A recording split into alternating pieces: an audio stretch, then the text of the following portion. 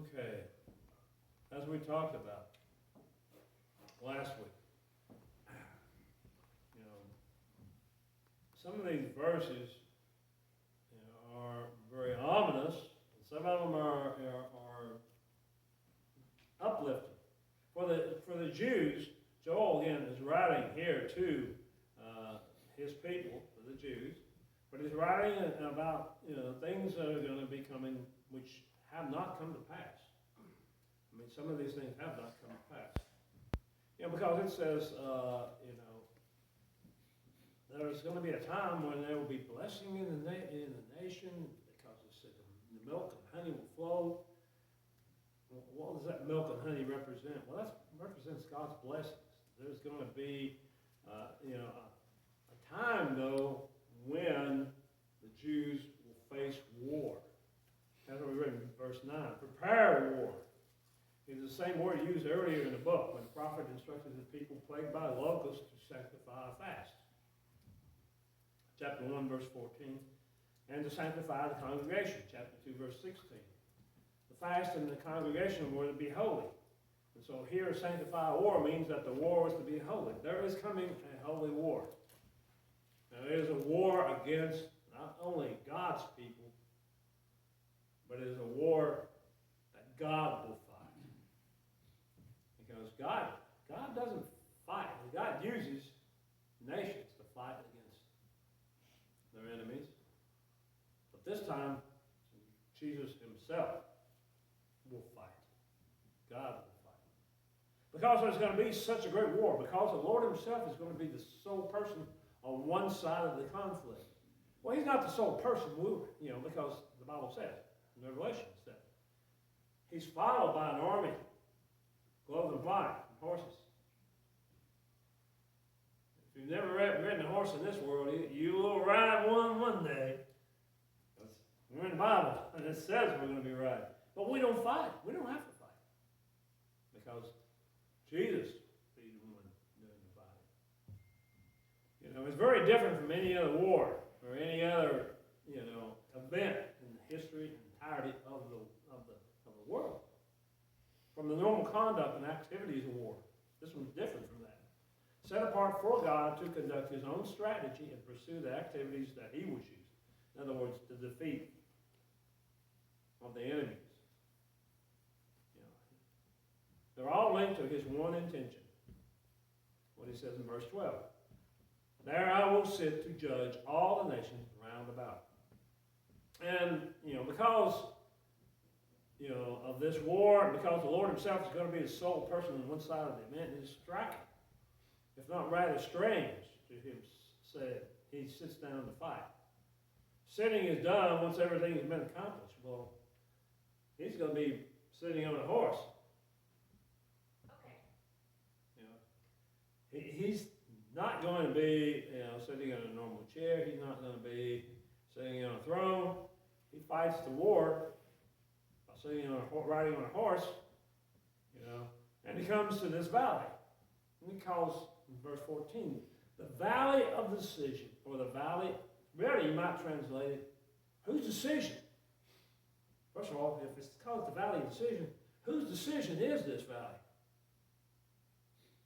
God's. This is God's decision, not man's. And they're not going to like what's going to happen. 200 million plus army there, we're going to try to fight him, and they're not going to like the outcome. Because they think, like Satan, even today, thinks that he's going to win. No. It's almost like, I always like what Billy Graham said. I read the back of the book, and we're on the winning side. And sometimes if you look at the actual verbs used in some of these sections, it's past tense. Meaning that even though it hasn't happened, in God's eyes, it's already happened. It's over with. It's decided. The same way here, this confrontation. There is an expected confrontation between all the men of war among the nations and the warriors of God. In verse 11. These mighty men, as was actually used of both armies, the mighty men of the nations and the mighty men of the Lord, warriors all. Joel envisions total mobilization of every human being to be present in the valley of Jehoshaphat, the valley of decision. All the men of war who made a career out of soldiering, and those whose only weapons were plowshares and pruning hooks that have been made into, verse 10, made into weapons, and the weak who think they're too feeble for either instruments or weapons, the very young, the very old, the halt, the lame, the blind, anyone normally too feeble to work or too scared to fight, will say, I too am a warrior, or a mighty man. Everyone from all the nations will be there. Hasten and come, all you nations round about, gather yourselves there. It's time to rouse yourselves, and be gathered together. Instead of a day of fasting in the temple, this is a day of war. Joel sees multitudes in the valley of decision now. We know in Revelation, over 200 million. The translated word here for multitude has a connotation of panic and hubbub. Very noisy, confused gathering. Perhaps a hint of like the pain caused by billions of locusts. There are too many to be counted, all the nations. 4 times all the nations are mentioned in 4 verses. This is the word for Gentiles. People of Israel are already there because Joel sees this holy war as taking place in the Holy Land within the hearing of holy people in the holy city. And to this packed valley the prophet prays to God to bring down his mighty ones. Bring down thy warriors, O Lord. Verse 11. This prayer seems almost like a sudden response to the prophet's realization that the battle lines are being drawn with unequal numbers. All the multitudes of all the nations against the Lord and his people. Well, it's unequal. 200 million. Now, we have how many? Let's see. During the tribulation period, what, 3/4 or 80% basically? All the Jews are living today. There's 10 million there in Israel. They're going to all be dead. See, I have maybe 2 million left. 2.5 million left. 200 against 2.5.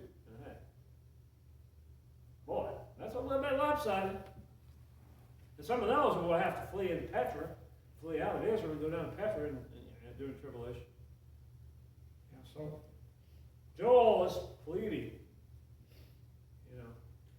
that God's people, be defended. Then out of a discourse, the Lord Jesus tells that he will judge the nations and he will judge them according to the way that they've treated his people. Someone will ask, are they peculiar? Are they better? I love that question. Are they peculiar? Are God's people peculiar? Yeah. And we are peculiar. The world calls us fools. The world calls us idiots. The world, they make fun of the Jews. They make fun of us. You're peculiar. Well, God tells us to be peculiar. But, did Christ say? He said, if anyone give a cup of cold water in his name to one of these witnesses, he would reward him. Many think that the excuses for them giving only a dime or a quarter in the offering plate, they make plenty of excuses for not helping, God's work. But in that day, it will cost you your life. Because if they turn against God, it will cost them a life. What did it say in Joel 3? Put ye in the sickle, for the harvest is ripe. Come and get you down, for the press is full, and the vats overflow, and the wickedness is great. In the valley of decision, in this section of verse 9 through 13, there are 15 imperatives. It talks about the wickedness being great. These commands are directed to God's warriors and to Jesus Christ. They are sounded out like a thunder. The Lord roars from Zion and utters his voice from Jerusalem. Verse 16. The prophet sees this valley of decision as being close to Jerusalem. Well, it's a little bit northwest of Jerusalem. In a similar vein, Zechariah's description of the Lord and the judgment of his holy ones, straddling a huge valley caused by a massive split in the Mount of Olives. And that they're gathered, and they're in that valley gathered all the nations. He speaks of a harvest. Well, that's the end of an age. And when you have a harvest here, that's the end of the growing of the crops, right? Well, this is going to be the harvest, but it's going to be a harvest of what? The enemies of God, the Gentiles. Okay. The language of harvesting grain and wine evokes like the locust devastation. God's army had been chopped and the fields were bare and stripped of the vines of their grapes. Chapter 1, verses 10 through 12. This destruction had been reversed by the goodness of God. Now the harvest is ripe again for judgment. The vats were overflowing. Joel identifies this, for the day of the Lord is near in the valley of decision. There's that term again, the day of the Lord. All that Joel says falls within the parentheses of the day of the Lord, which begins when? With the rapture of the church, the Great Tribulation, and continues through the second coming of Christ to establish his kingdom and the judgment as to who will enter the kingdom. Christ will then reign for 1,000 years, and there'll be a brief period of rebellion when Satan is let loose, and then the final judgment at the great white throne and eternity will begin. All that is included in the day of the Lord. He asserts that it is near. Paul, Peter, in their writings, they use that same phrase. It's near. What is near? I don't know. It's 10,000 years. The Valley of Decision, it's almost like that day of dawn in the Valley of Decision. It's too late for any of those people, the 200 millions, or those nations, or individuals. They've followed their wickedness. They've rejected God. They're trying to attack his people. The only decision that's to be taken, or perhaps announced, is God's verdict. John's vision. What's John say in the book of Revelation? Well, here's what he describes it. Then I looked, and lo, a white cloud, and seated on the cloud was one like the Son of Man, with a golden crown on his head, and a sharp sickle in his hand. And another angel came out of the temple, calling with a loud voice to him who sat on the throne, Put in your sickle and reap, for the hour to reap has come. For the harvest of the earth is fully ripe. So he who sat upon the cloud swung his sickle on the earth, and the earth was reaping. Another angel came out of the temple in heaven, and he too had a sharp sickle. And then another angel came out from the altar, and the angel who has a power over fire. And he called with a loud voice to him who had the sickle, Put in your sickle, and gather the clusters of vine of the earth, for the grapes are ripe. So the angel swung his sickle on the earth, and gathered the vintage of the earth, and threw it in the great winepress for the wrath of God. And the winepress is trodden outside the city, and blood flowed from the winepress, as high as a horse's bridle, to 600 stadia, 200 miles. How wide? This valley is, I think the normal valley is like 38 miles by 8 miles, but this is going to be a lot worse, 200 miles. The sun shall be darkened, and the stars shall withdraw their shine. This is a repetition again of the locust scenario almost in chapter 2, verse 10. When the locust horde invades, like it did during the Second War, there's been multiple times when the locust invades, it's like that. The Lord shall roar out of Zion, and utter his voice from Jerusalem, and the heavens shall shake, and the Lord will be the hope and strength of the people of Israel. Right now, what do they say? Well, the hope of the people of Israel is their technology. They've invented that in the last few years. In public documents, and the leaders of Israel are saying, our hope is in the great technology that God's allowing us and blessing us with. No, their hope is in God. They will find that their hope is in God, because it says right in Joel, You shall know that I am the Lord your God, dwelling in Zion, my holy mountain. Then shall Jerusalem be holy, and there shall be no strangers pass through her anymore. In other words, it shall be, Jerusalem shall be the home of God. That's where Christ is going to be at. It's the home of God's people. The Lord is a refuge to his people, a stronghold to the people of Israel. People living in a generation of Joel's time knew that to be true. Well, today they don't. The world is going to be dramatically shaken. But there is a place of safety. More is that in the Lord. There will be nowhere else to run because the locusts have gotten everywhere. Then they will run to the Lord and find refuge. On the great day of the Lord's judgment on all nations, there will be only one place to hide. It will not be of any avail to seek the Lord if they did not seek the Lord now. There's no truth to discover on that day, only the confirmation of the truth. Because it says, the heavens and the earth will shake. And only when our comfortable surroundings are being shaken to the core that we truly experience the relevance of old familiar truths. This statement about the Lord in verse 16 is a classic example. If our world seems safe and secure, who needs a refuge? If we have in our lives well organized, plenty of material, social, religious, and human resources to surround us, we hardly need a stronghold to run to. Many self-sufficient, competent, and adjusted people in this world today see no point of having faith in God because they depend upon themselves. Look what I have. With the pride. No. That is a sad and serious aspect of their complacency, is that their respectable atheism, it may be practical, but it's not spiritually correct, tends to be shaken one time or another in their lives. Jerusalem is still being trodden down by the Gentiles. The Garden Tomb, J. Vernon McGee said he visited the Garden Tomb one time, and he said it was so crowded with tourists in today's time that you cannot get into it. It's not the Jews who were there, it's Gentiles, Christians from all over the world. The Jews don't recognize Messiah. The Jews don't recognize Jesus as the Messiah. So they're not the one visiting the Garden Tomb. But someday, Jesus will be in Jerusalem himself. The last 5 verses, verses 17 through 21, he calls it topped and tailed.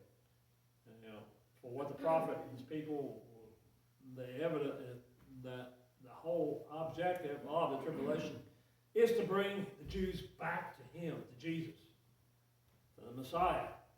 The recognition formula is often found in the Old Testament too, underlying the fact that God acts to accredit himself. What he promises to do, then he does, with his people and with the nations. What would happen if Jesus was not born in Bethlehem? Well, if Jesus wasn't born in Bethlehem Ephraim, then he wouldn't have been the Messiah. Because the Messiah had to be born in Bethlehem Ephraim. That was the prophecy. And the prophecy was fulfilled.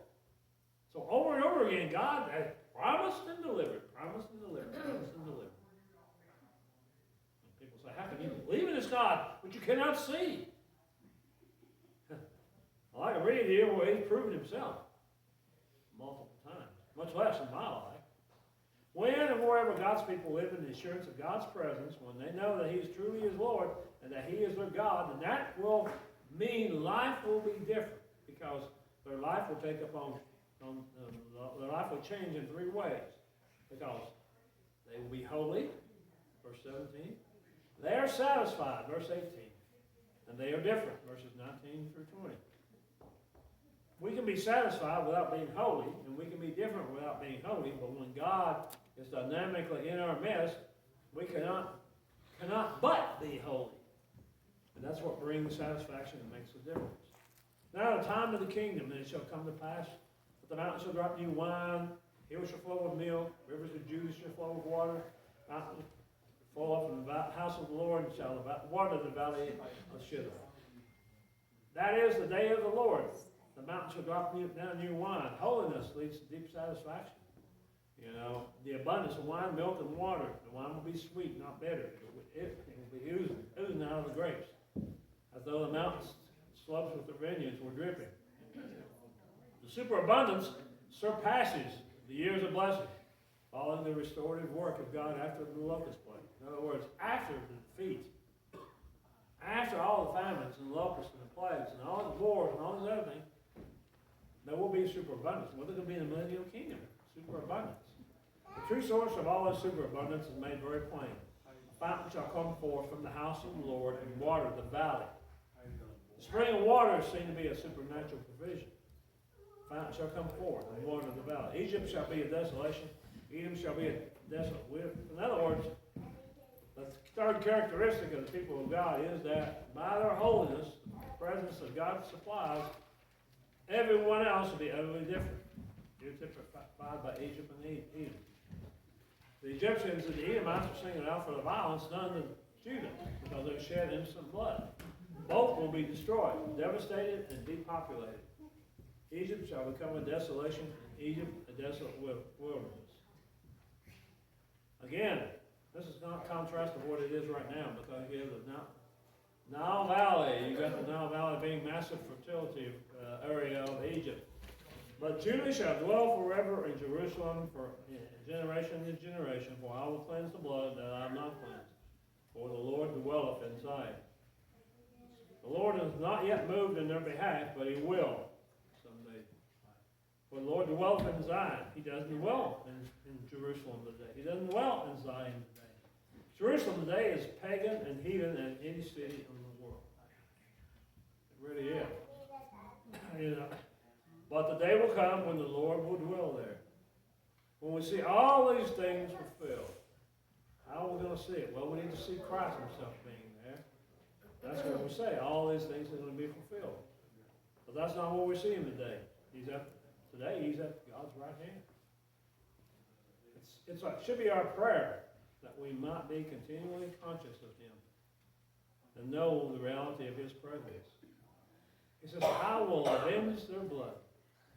This is the same God who says, I will pour out my spirit on all flesh. Chapter 2, verse 8. Locust, rain, his spirit. These are all judgments. These are all things in this book, which came to Joel as the word of the Lord. Each theme is presented as overwhelming and abundant. Each theme is couched in the perspective of the day. It's right to fear God. It's right. Joel bids us to cry to God, chapter 1. Joel bids us to return to God, chapter 2. Joel bids us to fear God, chapter 3. Come, O sons, listen to me, and I will teach you the fear of the Lord. Psalm 34:11. If the pointed word of Malachi, if we're going to be spared on that day when God finally acts, we surely need to pray the prayer of Habakkuk. What does Habakkuk pray? O Lord, I've heard the report of thee, and thy work, O Lord, I fear. In the midst of the years, renew it. In the midst of the years, make it known. In thy wrath, remember mercy. Well, God has been merciful to us. God has allowed us to understand what's going to come to pass. God's allowed us to accept him. And he's calling today. And as I said before, there are many people around the world that are totally ignorant of what may happen starting tomorrow. Totally ignorant of the wars that's going to come. Totally ignorant of the pain and suffering that's going to come. Because they're turning away from God today, and they're fleeing God today. That's to be our present response to Joel's message here in this book. Lord, renew and make public for all to see the work of your Spirit. Lord, in the day of your righteous judgment, remember mercy. God has been merciful